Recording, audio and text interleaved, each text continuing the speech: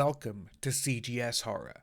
Thanks for dropping by. Today we are going to be talking about Clive Barker and two projects that are currently in the works, one that is hopefully going to keep coming out this year, and the other is a reboot of Hellraiser.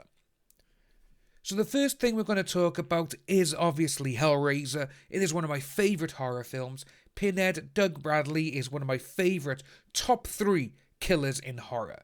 I have met the guy a couple of times here in the UK, and he is just one of the nicest men ever. But this is what we got from Dread Central.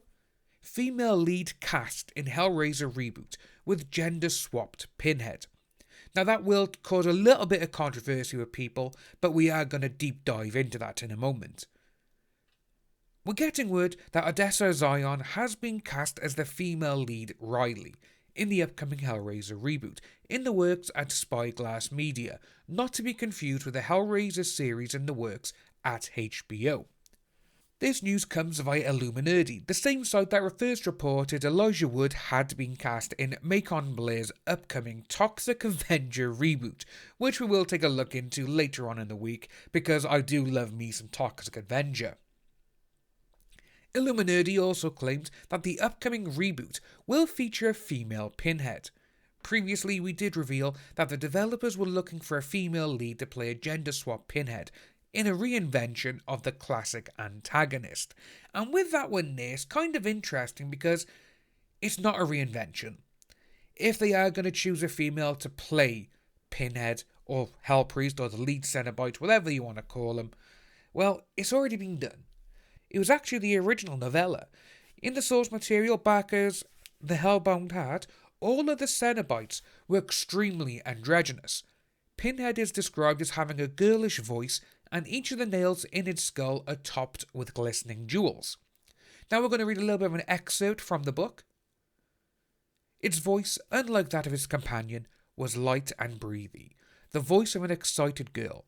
Every inch of its head had been tattooed with an intricate grid, and at every intersection of horizontal and vertical axis, a jeweled pin driven through to the bone. Its tongue was similarly decorated. Frank had difficulty guessing the speaker's gender with any certainty. Its clothes, some of which were sewn to and through its skin, hid its private parts, and there was nothing in the dregs of its voice, or in its willfully disfigured features, that offered the least clue.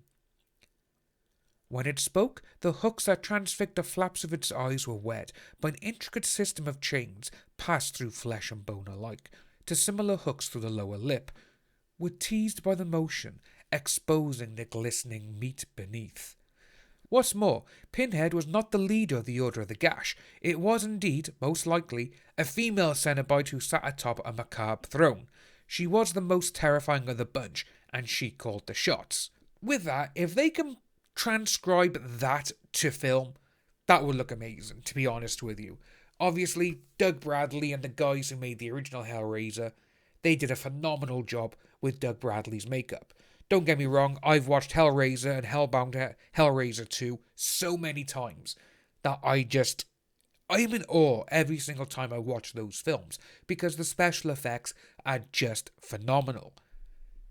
If they can do what they've wrote in the book and make that on screen, it's going to look beautiful.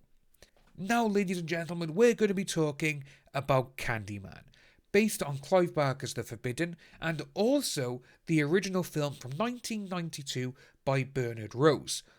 Candyman is meant to come out last year, which again, what happened is just ruined everything regarding horror films, and I was deeply upset, because Yahya Abdul-Mateen, I am actually a really big fan of his. He is such a fantastic actor, and seeing him take on a role that Tony Todd made famous is just kind of like, right, okay, can this guy do it?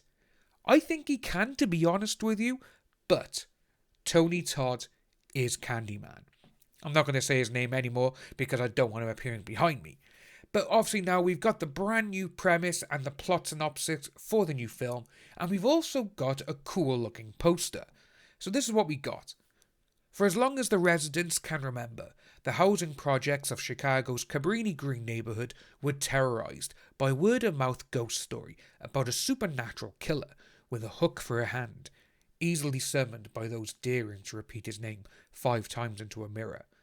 In the present day, a decade after the last of the Cabrini Towers were torn down, a visual artist named Anthony McCoy, who is played by Yahya Abdul-Mateen, and his girlfriend, an art gallery director named Brianna Cartwright, moved into a luxurious loft condo in Cabrini, now gentrified beyond recognition and inhabited by the upwardly mobile millennials. With Anthony's painting career on the brink of stalling, a chance encounter with a Cabrini green old-timer exposes Anthony to the tragical, horrific nature of the true story behind the Candyman. Anxious to maintain his status in the Chicago art world, Anthony begins to explore these macabre details in his studio as fresh Christopher paintings, unknowingly opening a door to a complex past that unravels his own sanity and unleashes a terrifyingly viral wave of violence that puts him on a collision course with destiny. And so obviously we've had a lot of stuff now with this come out. Obviously with that synopsis there, it does kind of tell us that Yahya Abdul-Mateen is going to be the brand new Candyman. We've seen photos of him with a hook and everything else. Even the poster, you could see that is him. But obviously his character, Anthony McCoy, is the baby from the original 1992 movie. And Vanessa Williams, who played his mother in the original film, is back as Anne Marie McCoy. So it's going to be very interesting to see how they bring that one into this one, because they are calling it a spiritual successor, a spiritual sequel, basically, to the Candyman. It's almost like they're trying to take away number 2 and number 3, which, to be honest with you, they weren't exactly great, so it's like, yeah, fair enough, get rid of them. But what I want to know is, are they going to be able to keep the dread that the original had? That is one thing I am looking forward to, and it's out on the 27th of August this year, so I will be getting a review up when that happens. But if you are new to the horror channel, ladies and gentlemen, please like and subscribe for future horror, and I'll see each and every one of you soon.